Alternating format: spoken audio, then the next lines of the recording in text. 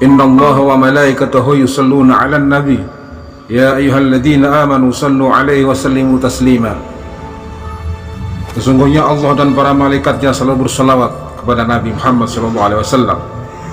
Wahai orang-orang yang beriman, berselawatlah kalian kepadanya dan bersalamlah dengan sungguh-sungguh. Setidaknya ada 2 poin besar yang bisa dipahami dari ayat di atas. Pertama, Allah dan para malaikat selalu berselawat kepada Nabi Muhammad SAW. Yang kedua, adanya perintah bagi orang-orang mukmin untuk berselawat dan bersalam kepada beliau. Dari kedua poin besar itu kemudian lahir beberapa pertanyaan. Di antaranya, 1.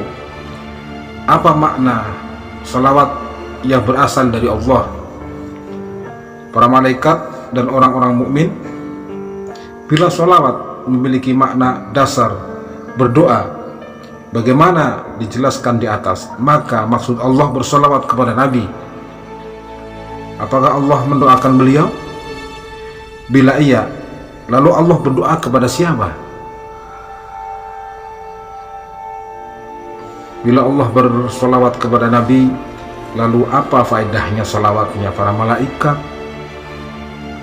dan faedahnya orang-orang mukmin?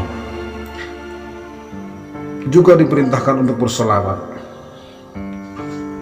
Tidakkah salawatnya Allah sudah lebih dari cukup, sehingga tak dibutuhkan lagi dari selainnya? Imam Al-Qurtubi di dalam kitab tafsirnya menjelaskan bahwa salawat Allah kepada Nabi Muhammad SAW berarti rahmat dan keridhaannya kepada beliau, sedangkan salawatnya para malaikat berarti doa dan permohonan ampun mereka kepada Rasulullah SAW. Adapun salawatnya umat beliau merupakan doa pengagungan terhadap kedudukan Rasulullah SAW.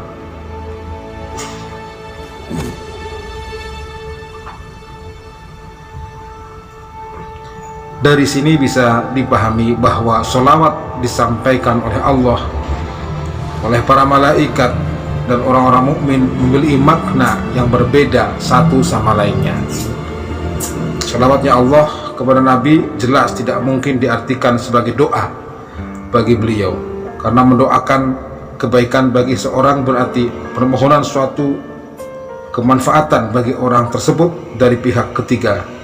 Bila salawatnya Allah dimaknai demikian, maka kepada siapakah Allah memintakan kebaikannya Nabi? Jelas ini mustahil.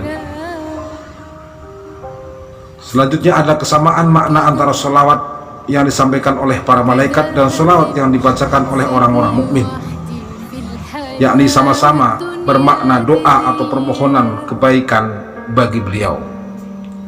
Dengan bersolawat kepada malaikat dan orang-orang mukmin memohon kepada Allah untuk selalu mencurahkan rahmat dan pengagungannya kepada baginda Rasulullah SAW.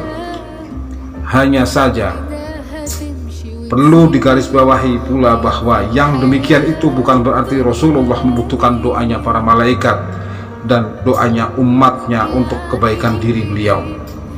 Bila Rasulullah SAW butuh terhadap doanya malaikat dan umatnya yang berupa salawat, maka kiranya salawat Allah kepada beliau sudah lebih dari cukup.